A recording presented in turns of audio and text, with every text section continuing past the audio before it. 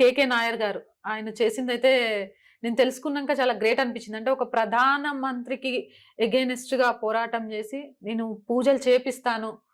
ఆయన పదవి పోతే ఆయనే వాదించుకొని మళ్ళీ అక్కడే పోస్టింగ్ తెచ్చుకున్నారు అనంటే, నిజంగా అంటే ఇంత జరుగుతున్నా గూడా ఈరోజు మేము శివుడికి పూజ చేయడం వల్లో, లేకపోతే మాకు మేముగా చెప్పుకోవడం వల్లో, మేము హిందుత్వవాదులం అనేది నమ్ముతారు. హిందుత్వాన్ని చీల్చేయొచ్చు అనే ఆలోచన అసలు బీజేపీ జనాల నుంచి ముఖ్యంగా మీరన్న కమ్యూనిస్ట్ కాంగ్రెస్‌ల నుంచి వచ్చే ప్రశ్న ఏంటి అనంటే, కావాలనే పార్లమెంట్ లోక్‌సభ ఎన్నికలకు ముందు రామ్‌లల్లా విగ్రహ ప్రతిష్ఠ చేస్తున్నారు. అది చూయించుకొని మోదీ పేరు ద్వారా ఓట్లు పడేయాలి అన్నది వాళ్ళ స్వార్థం అని. వాళ్ళకేం చెప్తారు? వాళ్ళేం చెప్తారు? వాళ్ళ ఎజెండాలో పెట్టమనండి. హ్మ్. వాళ్ళ స్వామీజీల గురించి ప్రేమగా మాట్లాడుతున్నారు. 7 నవంబర్ 1966 లోపట ఢిల్లీలో గోహత్యను నిషేధించాలని ధర్నా చేస్తుంటే స్వామీజీల మీద కాల్పులు జరిపించి ఇందిరాగాంధీ ప్రభుత్వం వందలాది మంది స్వామీజీలను బలి తీసుకున్నటువంటి చరిత్ర ఆ కుటుంబానికి ఉంది.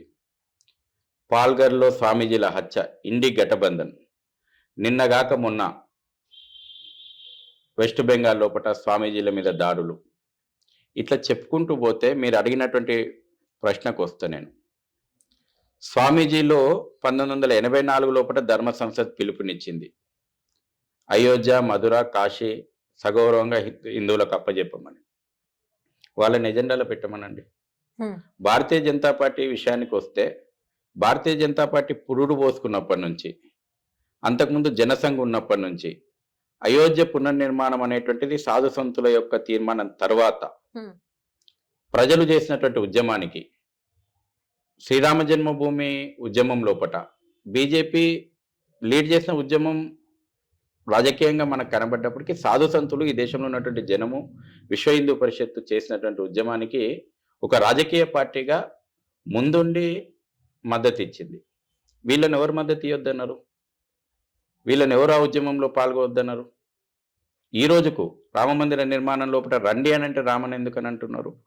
సహజంగా ఏ రాజకీయ పార్టీ అయితే రాముని మందిరం నిర్మిస్తా అన్నారో ప్రజాస్వామ్యంలో కదా ప్రజలు ఓట్లేసింది. రాముడే లేనన్నటువంటి మీకు కదా ప్రజలు బుద్ధి చెప్పింది. అయినా మీకు బుద్ధి వస్తలేదు, అయినా మీకు జ్ఞానోదయం అయితలేదు. దానికి మూల్యం ప్రజాస్వామ్యంలో ప్రజలే ఇస్తున్నారు కదా తీర్పు. కాబట్టి రేపు రాబోయే రోజుల్లో ఇప్పుడు మనం మొన్న చూసినాం సింగోల్ రాజధర్మాన్ని పార్లమెంటు లోపల ప్రతిష్టాపన చేస్తే ఈ దేశ కల్చర్ అది. ఈ దేశంలో ఎప్పుడు కూడా రాజు కంటే ధర్మం ప్రధానమైనటువంటిది. రాముడు కూడా ధర్మానికి లోబడే పరిపాలన చేసిండు, ధర్మం చెప్పినట్టే నడుచుకున్నాడు. అందుకే ఇవాళ ఆయన దేవుడు అయిండు. నడయాడినటువంటి ఒక మనిషిని ఇవాళ రాముని దేవునిగా ఈ సమాజం ఎందుకు పూజిస్తుంది? ధర్మానికి కంకణబద్ధుడైనాడు. పార్లమెంటులో మన ఇండియన్ కల్చర్, మన భారతీయ సంస్కృతి ప్రతిబింబించేలాగా సింగోల్ దండం పెడితే పార్లమెంటును బైకాట్ చేసిండ్రు. 5 ఆగస్టు 2020 నాడు భూమి పూజ రోజున దేశమంతా ఉత్సవాలు చేసుకుంటుంటే కాంగ్రెస్ నేతలు నల్లబట్టలు వేసుకొని నిరసన చెప్పిండ్రు. పార్లమెంటు పైన 3 సింహాలు, ఇంతకాలం వీళ్ళు పిల్లులకు పులి వేషాలు వేసి చూపెట్టిర్రు. 3 సింహాలు, గర్జించే సింహాలు ఉంటే పులులు గర్జిస్తున్నాయి, పులులలో ఉగ్రరూపం కనబడుతుంది. పులులు గర్జించకుంటే మూతి మూసుకొని కూర్చుంటాయా? సారానాథ్లో పోతే అశోక స్తూపం, ఒరిజినల్ స్తూపం ఎట్లుందో తెలుస్తుంది.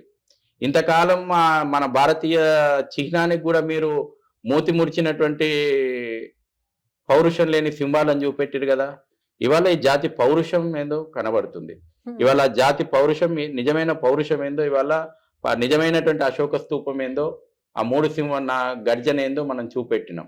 ఇవాళ అయోధ్యలో రామ మందిరం అనేటువంటిది ఈ జాతి పౌరుషానికి నిలువెత్తు నిదర్శనం, ఈ జాతి పోరాటాలకు నిలువెత్తు నిదర్శనం, ఈ జాతి యొక్క విజయ పరంపరలకు నిలువెత్తు నిదర్శనం, ఈ జాతి యొక్క వీరోచితమైనటువంటి పోరాటాలకు, త్యాగాలకు, సమర్పణ భావాలకు ఎప్పుడు ఈ జాతి తల వంచదు, సగౌరవంగా లేచి నిలబడగలుగుతుంది అనే దానికి ఇవాళ ఈ తరానికి ప్రత్యక్ష ఉదాహరణ అయోధ్యలో అయినటువంటి నిర్మాణమైనటువంటి భవ్య రామ మందిరం.